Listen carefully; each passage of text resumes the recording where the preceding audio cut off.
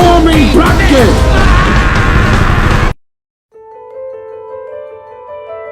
Trainspotting is a 1996 film. It turns 25 this year, which gives me a very good reason to finally sit down and review this on YouTube, which, speaking of YouTube, why is it nobody has been reviewing this film on YouTube? Why? I look up a review and I can barely find any reviews. Why?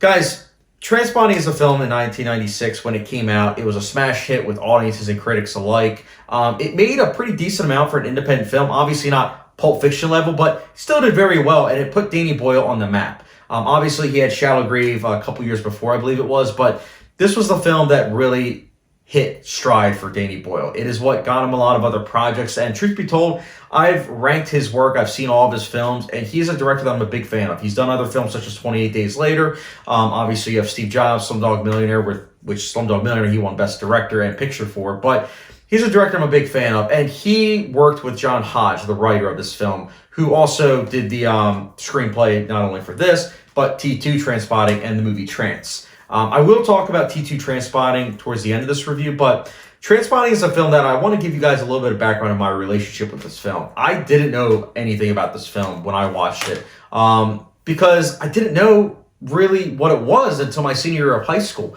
I'll never forget, I used to do the morning announcements at my high school. And the morning announcements at my high school, I would do the reviews, like for films. And towards the end of that year, I'll never forget, I actually was able to face off with, the filmmaking teacher at that high school. And it was great, honestly, because we would be able to just talk, about what we love on the announcements. And I'll never forget the last review that we did. It wasn't necessarily a review. It was us revealing to the entire school our top 5 favorite films of all time. For my teacher, one of his favorite films in the top 5 was Trainspotting. And I'll never forget that because when he explained the premise saying about heroin junkies and how it's a comedy, I was like, interesting. Now, I actually looked it up after he had said that on the announcements and everything. And keep in mind, for those of you that don't know, I grew up in a very religious household. So watching RA movies was a big no-no. And it was drilled in my mind at such an early age that, foul language in movies is a no-no. So when I saw how much language was in the movie, I was like, I'm probably not going to watch this movie. But lo and behold, the stars aligned, and I actually was able to watch this my first year of college, the next year, because I took a film class, and that film class had it where one of the movies we had to watch was Trainspotting. So I pretty much was forced to watch it. And honestly, I was very curious about the movie. It wasn't like one of those things where I was like, oh my goodness, my life's going to change. Like, I can't believe I'm watching a movie that I shouldn't be. It was more of, no, I'm excited to watch this movie because my teacher that I very much so respect actually recommended this movie for me to watch. So I finally watched it, obviously, for that filmmaking class. And when I watched it, I loved it. I loved it so much that I watched it a couple days later. And I have to say, the movie, it just really, honestly, blew me away.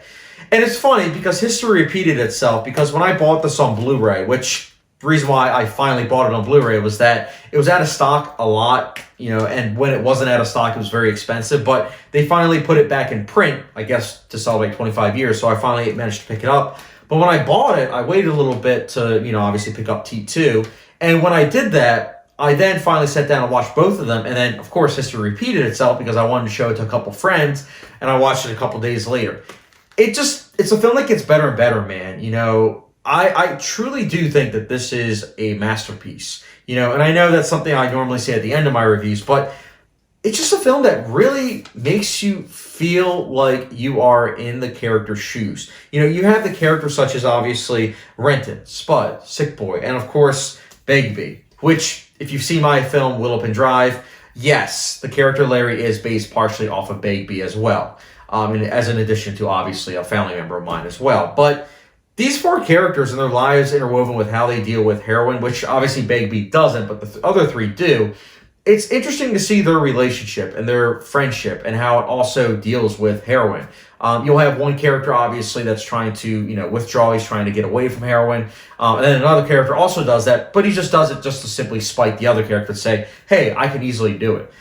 So it's interesting. You see the highs and the lows of these characters with what they're going through. They're very three-dimensional, and honestly, it's amazing because it's a 93-minute film. So you're only focusing on these characters for 93 minutes, which I know it's like, well, that's kind of a wild shot. That's like 2 episodes of TV, and it's like, Yeah, but a lot of films are 2+ hours. And so to have a film that's really tightly woven in terms of the characters and the story and plot, it's very interesting and very amazing, honestly, because this is a film that very much so is more about the story than plot. Like, don't get me wrong, there are plot points for sure, and those plot points are very intriguing, and honestly, the plot is unpredictable. I will say that as well. But the story is honestly integrated with the characters because the story is what is at the heart of trying to get across these messages and themes about, how suppression, because let's face it, a lot of these characters are dealing with drugs because of either suppressed childhood or honestly just things in general that they're going through in their life. And that's explored more so obviously in T2 with how,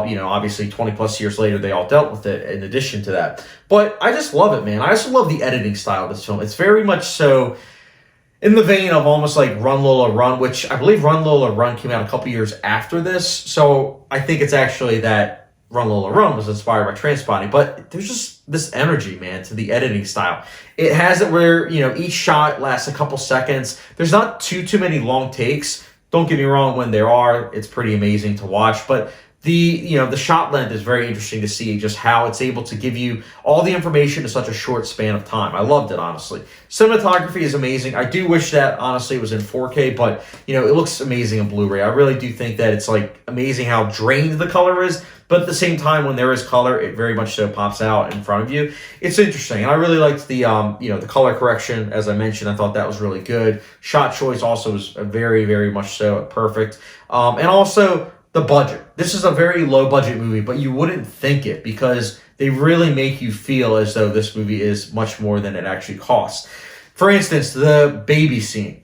The baby scene on the wall, for crying out loud, you would not think that a low budget movie would be able to do that. But there's a lot of techniques that they use to make it very convincing and very much so really stand out, honestly. I love that scene. I think it very much so is a scene that's very intense.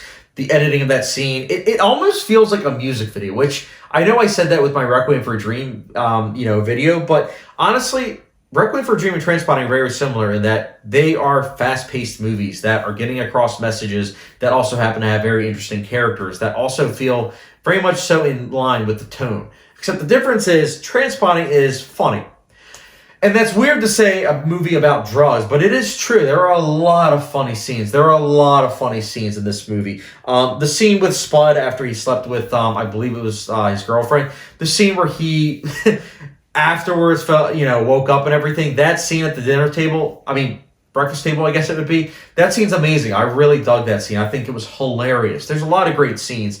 The dirtiest toilet in, Scotland. That scene is both hilarious but also disgusting. It's an interesting combination that the movie is able to interwoven in terms of the tone, and I really, really respect that the filmmaker went for that. Also, the soundtrack. This, along with the film Drive, have to be two of my favorite soundtracks in a film because I myself personally prefer it when a film is more so based on a score, which, if you don't know the difference between score and soundtrack, score is, based on terms of the instruments.